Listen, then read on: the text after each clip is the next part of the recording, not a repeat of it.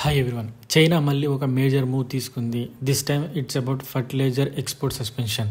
October 15 నుంచి China కీ fertilisers ఎక్స్పోర్ట్ని కంప్లీట్లీ స్టాప్ చేసింది, including speciality fertilisers like technical mono ammonium phosphate, urea solution products like AdBlue and even conventional ones di ammonium phosphate and urea. ఇప్పుడు industry experts చెప్తున్నారు ఈ suspension minimum 5 to 6 months వరకు continue అవ్వచ్చు, అంటే next March to April వరకు. ఈ soluble fertiliser industry association president Rajiv అన్నారు, ఈ బ్యాన్ వల్ల గ్లోబల్ ఫెర్టిలైజర్ సప్లై టైట్ అవుతుంది, ప్రైజెస్ 10 to 15% వరకు పెరిగే అవకాశం ఉందని.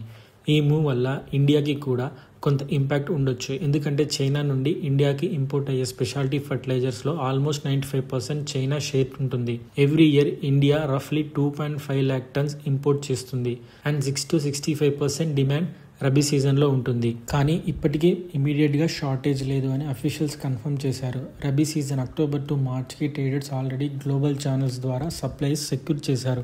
ఫార్మర్స్కి ప్యానిక్ బయింగ్ అవసరం లేదు, ఎర్లీ ప్లానింగ్ చేయడానికి అని.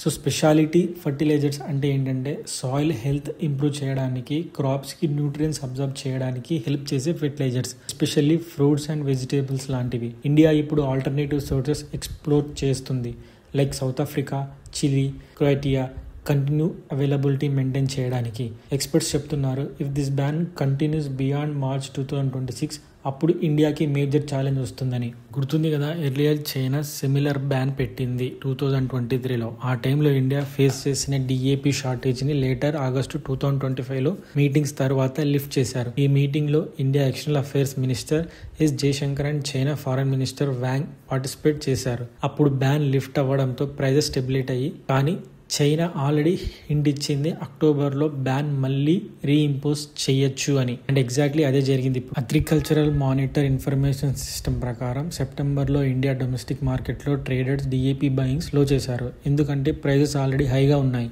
Even though China sometime exports increase చేసింది. గ్లోబల్ మార్కెట్లో phosphorus and potassium fertilizers prices still elevated గానే ఉన్నాయి. ఫైనల్ గా చెప్పేది ఏంటంటే ఈ చైనా డెసిషన్ వల్ల గ్లోబల్ ఫర్టిలైజర్ మార్కెట్లో రిపిల్ ఎఫెక్ట్ క్రియేట్ అయ్యింది. ఇండియాకి ప్రెసెంట్ సిచ్యుయేషన్ మేనేజబుల్ గా ఉంది, కానీ బ్యాన్ మార్చ్ 2026 బియాండ్ ఎక్స్టెండ్ అయితే rabi and next kharif season లో ప్రైస్ ఇంప్రెషర్ క్లియర్ గా కనిపిస్తుంది. ఈ ఫర్టిలైజర్ ప్రైస్ హైక్ వల్ల ఫార్మర్స్ మీద అలాగే స్టాక్ మార్కెట్ పైన ఎలాంటి ఇంపాక్ట్ ఉంటుందని అనుకుంటున్నారు కామెంట్ రూపంలో తెలియజేయండి. That's it guys, today's video. Thanks for watching.